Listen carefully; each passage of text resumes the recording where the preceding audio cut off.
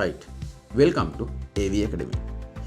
AV Academy අපේ online video editing course එක සම්පූර්ණ කරපු ඔබ දන්නවා කොහොමද වීඩියෝ එඩිටිං ප්‍රොජෙක්ට් එකක් මුල ඉඳලා අවසාන වෙනකම් පිළිවෙලකට ඉවර කරන්නේ කියන එක සති 6ක් ඇතුළත ඔබට මම කියලා දුන්නේ කියලා. ඒ වුණත් කම්මැලිකම නිසා එහෙමත් නැත්නම් පොඩි අතපසුවීමක් නිසා ඔබට ඕන කෙනෙක්ට මං හිතන්නේ එක වතාවක් හෝ එන්න පුළුවන් ප්‍රශ්නයක් ගැන තමයි අද ඔබට මම කියලා දෙන්න යන්නේ.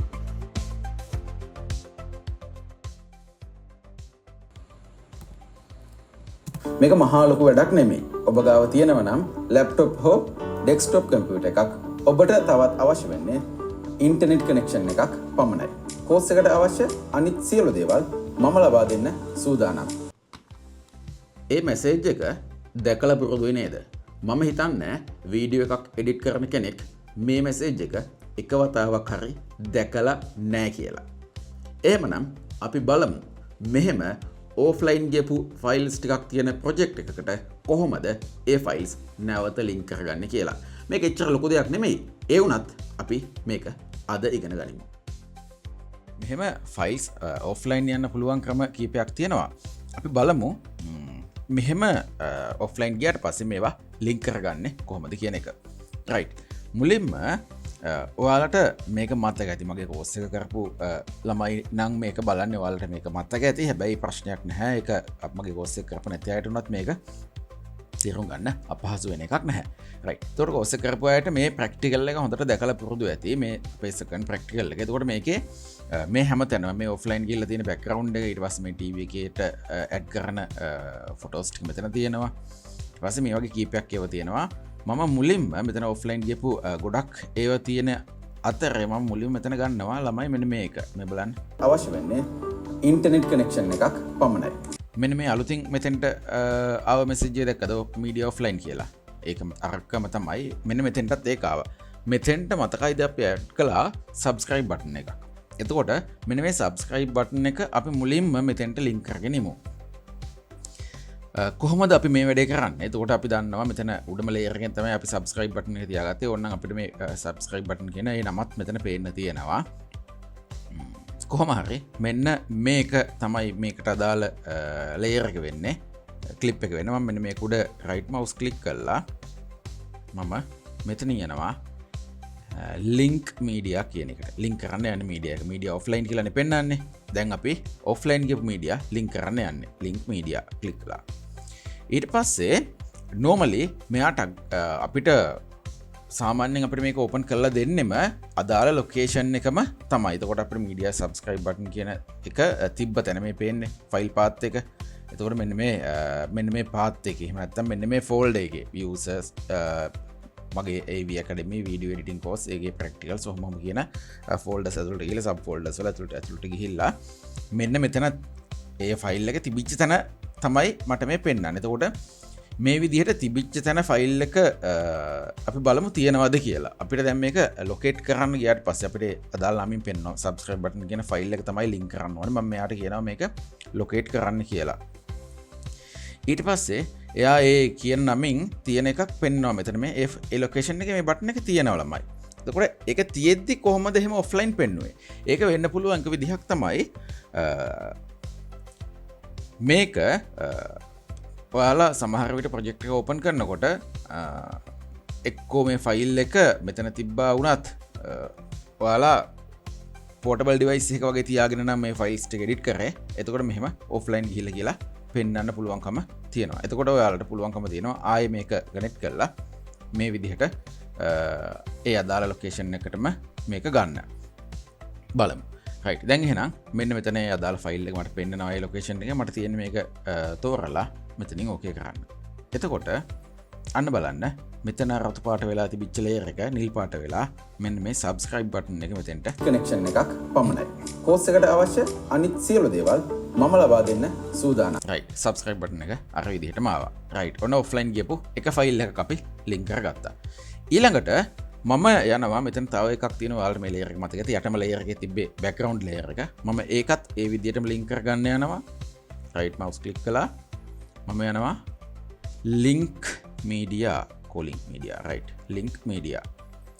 මෙතනත් බැක්ග්‍රවුන්ඩ් මියුසික් කියන එක පෙන්නවා. දාලා ලොකේෂන් එකමත් පෙන්නනවා. ප්‍රශ්නයක් නෑ. මම බලමු ලොකේට් කරලා. රයිට් ලොකේට් කරන්න ගියාට මෙතන මෙයාගේ පෙන්වන්නේ නෑ එහෙම එකක්. එතකොට මෙන්න මෙතන දැන් මේ බැක්ග්‍රවුන්ඩ් කියන මේ ඉමේජ් එක මේකේ නැහැ. මේ අදාළ ෆෝල්ඩර් එක ඇතුළේ නැහැ. එහෙනම් මේක තියෙන තැන අපි වෙනස් කරලා තියෙනවා. එහෙම නැත්නම් අපි ඒක එතනින් ඩිලීට් කරලා තියෙනවා. මොනවා හරි ප්‍රශ්නයක් වෙලා තියෙනවා. දැන් මම මේකේ තිබ්බ තැන වෙනස් කරලා තියෙන්නේ. එතකොට ඔයාලත් මතක තියාගන්න එඩිට් එකක් පටන් ගන්න කලින් අදාළ එක මොනවා හරි ප්‍රොජෙක්ට් එකකට අදාළ ෆයිල්ස් ඔක්කොම එක තැනක ෆෝල්ඩර් එකක සබ් ෆෝල්ඩර්ස් විදිහට හදලා තියාගන්න. ඒක මම ඔයාලට කියලා දීලා තියෙනවා. සහ ඔයාලට ප්‍රැක්ටිකල් එක ඇතුළේ එහෙම නැත්නම් ප්‍රීමියම් එක ඇතුළේ මේ ෆයිල්ස් ටික හරියට ඕගනයිස් කරගන්න කොහොමද කියන එක කියලා දීලා තියෙනවා. රයිට්. හැබැයි ඒත් අපි අතින් මොනවා හරි විදිහකින් මේ ෆයිල්ස් එහෙට මෙහෙට වෙලා තිබ්බොත් අපි කොහොමද මේක හරියට ලොකේට් කරන්නේ? දැන් බලමු. මම මේ ටික දැම්ම ඇත්තට මෙතනින් ඩිලීට් කරලා ඔයාලට මේක පෙන්වන්න ඕන නිසාම මම මේක දාලා තියෙනවා ඩවුන්ලෝඩ් කියන ෆෝල්ඩර් එකට දැම්මම මම මෙතනින් ඩිලීට් කළා. රයිට් මම යනවා ඩවුන්ලෝඩ්ස් බලමු.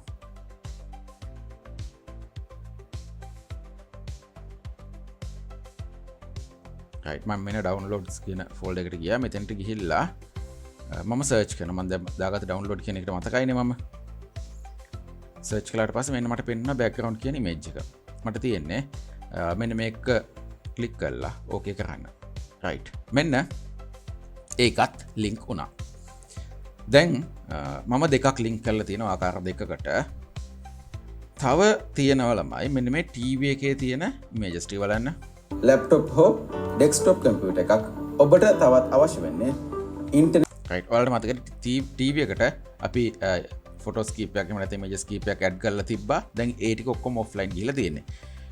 මෙහෙම එකම තැනක ෆයිල්ස් ගොඩක් තියෙනවා නම් ඒවා අපිට පුළුවන් එකපාරම ලින්ක් කරන්න ප්‍රශ්නයක් නැතිව දැන් මම මේ හැම වැඩක් කරන්න යන්නේ. මෙතන තියෙන ඇත්තට ඉමේජස් 1 2 3 4 5ක් තියෙනවා. මේ පහම නැත්තම් මේ සෙට් එකම මේ ලේයර් එකේ තියෙන සෙට් එක මම තෝරලා මම රයිට් මවුස් ක්ලික් කරලා ආයෙත් යනවා ලින්ක් මීඩියා.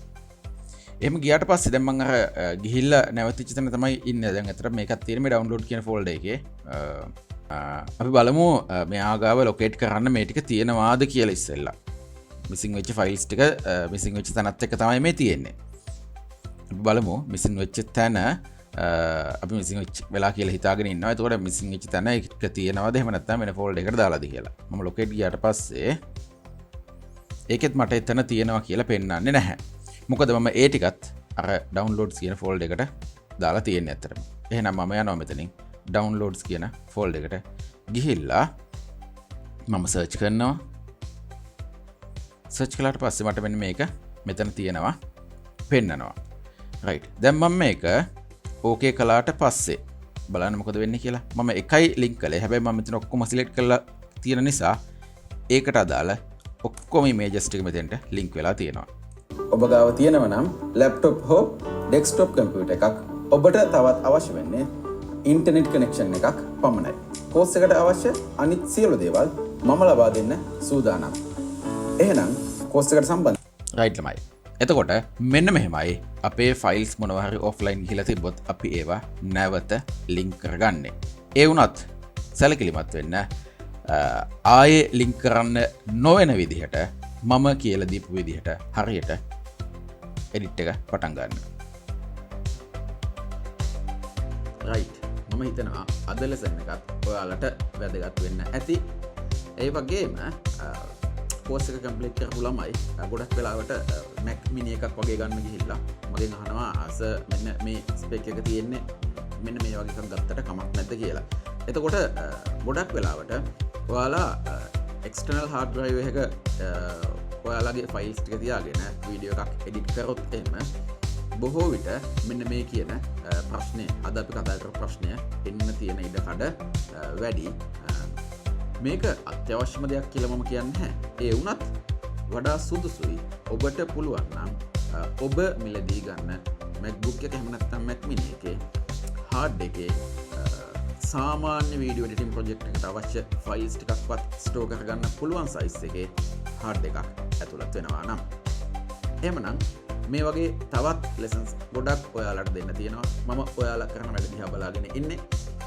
ඒවට ගැලපෙන. එහෙම නැත්නම් ඔයාලට තවත් උදව් වෙන මේ විදිහේ lessons ඉදිරියේදී series එකක් එන්නට නියමිතයි. subscribe කරලා තියාගන්න. AV Academy YouTube channel එක. තව ගොඩක් දේවල් ඔබට ඉදිරියේදී ඉගෙන ගන්න ලැබෙවි.